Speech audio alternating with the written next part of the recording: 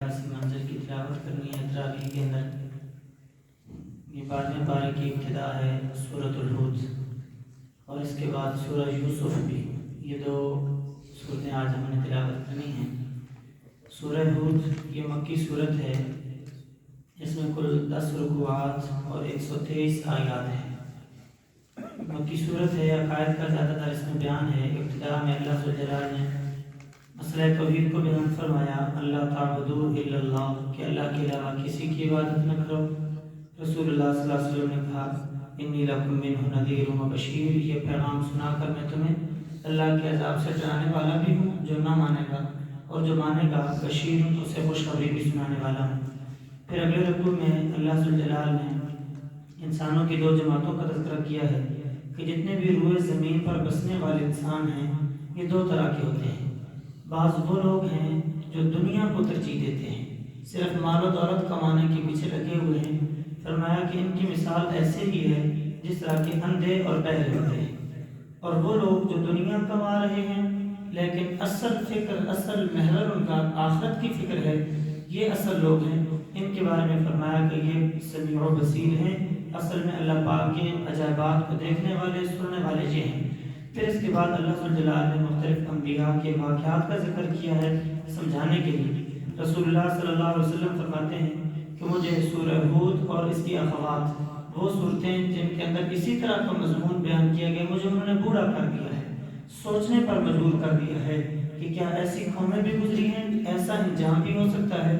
حضرت نوح علیہ السلام کی قوم، نوح علیہ السلام سے 950 سال تبلیغ کی، نتیجہ کیا 80، 81 یا 82 اتنے لوگ مسلمان ہوئے جو ان پر ایمان لائے تھے، اور پھر اللہ پاک نے سیلاب کے عذاب کے اندر انہیں مبتلا کیا، سبھی کو غرق کر دیا۔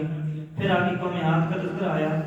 قوم عاد ان کی طرف حضرت ہود علیہ السلام کو اللہ پاک نے پیغمبر بنا کر بھیجا، انہوں نے مسئلہ توحید کو ان کے سامنے پیش کیا، نہیں مانا انہوں نے۔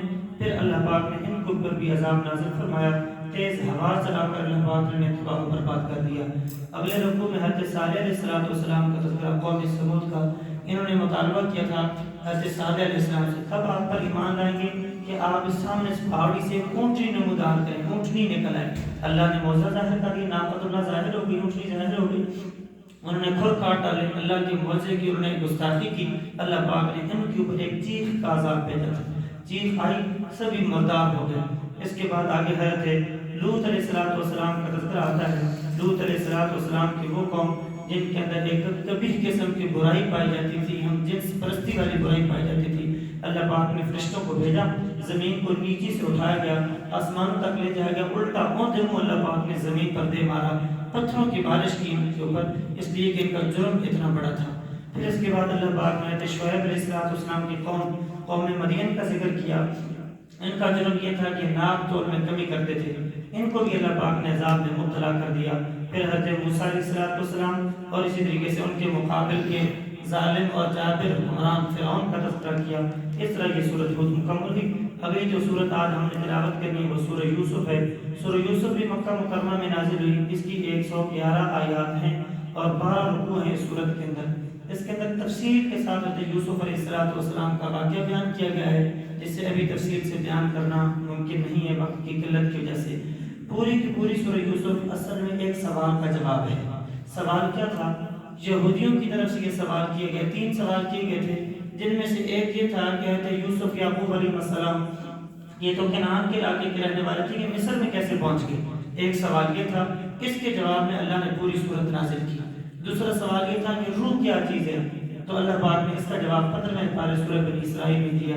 تیسرا سوال انہوں نے یہ کیا کہ یہ ذوالقرنین بادشاہ یہ کون تھا، اس کے بارے میں، اس کا جواب اللہ پاک نے 16ویں پارے کی ابتدا میں دیا ہے۔ تو یہ پوری صورت یہودیوں کے اس سوال کا جواب ہے۔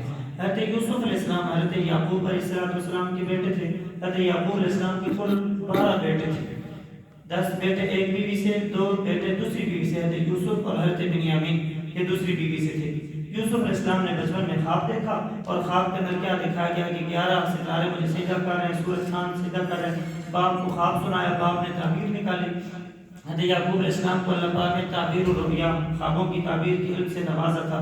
سمجھ گئے کہ میرے بیٹے کے سر پہ اللہ نے نبوت کا تاج سجانا ہے، اور بیٹوں میں سے، اولاد میں سے غیر اختیاری طور پر کسی نہ کسی کے ساتھ محبت ہو جاتی ہے، اور جس کے بارے میں یہ پتہ ہو کہ یہ میرا بیٹا ہے، اسے اللہ نے پیغمبر بنانا ہے، اس طرف جھکاؤ ہوا، باقیوں سے یہ جھکاؤ برداشت نہیں ہوا، حسد کرنا شروع کر دیا، بیابان جنگل کے ایک کنویں کے اندر چھوڑا، اس میں پھینک دیا، وہاں سے قافلے والوں نے نکالا، مصر کے بازار میں آنے والے وقت میں بننے والا پیغمبر مصر کی منڈی میں، مصر کے بازار میں بک رہا ہے، وہاں سے خریدا گیا، شاہی گھرانے کے اندر رکھا گیا، اس نیت سے کہ یا تو ہم اسے بیٹا بنا لیں گے یا غلام ہے، بڑا ہوگا، بکے گا اور پھر ہمیں بڑا منافع دے گا۔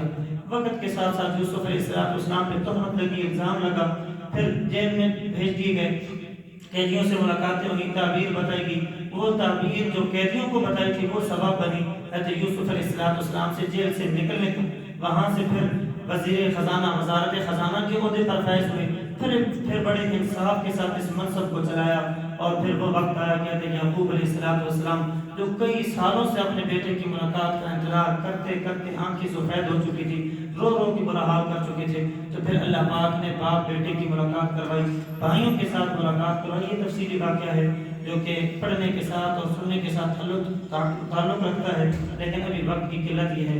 اور اس سورت کا جو مرکزی مضمون تھا وہ یہ تھا یا صاحب السجن ارباب متفرقون خیر ام اللہ الواحد القہار، یہ مرکزی مضمون ہے سورت کا۔ اے میرے جیب کے ساتھیوں، اے کائنات بھر کے لوگوں، کہ کیا ایک اللہ کی عبادت کرنا یہ بہتر ہے کہ بہت سارے رب بنا لینا، جس طرح کئیوں نے بتوں کو بنا لیا، کئیوں نے بزرگوں کو بنا لیا، یہ اولاد دینے والا ہے، یہ پریشانیوں کو ختم کرنے والا ہے، یہ بارش برسانے والا ہے، مختلف قسم کے رب بنانا یہ بہتر ہے کہ ایک اکیلے اللہ کی عبادت کرنا، اسی کو اپنا حاجت روا مشکل کشا بنانا یہ بہتر ہے۔ یوسف علیہ السلام نے جیل کے اندر یہ تقریر کی تھی اپنے قیدیوں کے سامنے، تو یہ سورت کا مرکزی مضمون ہے۔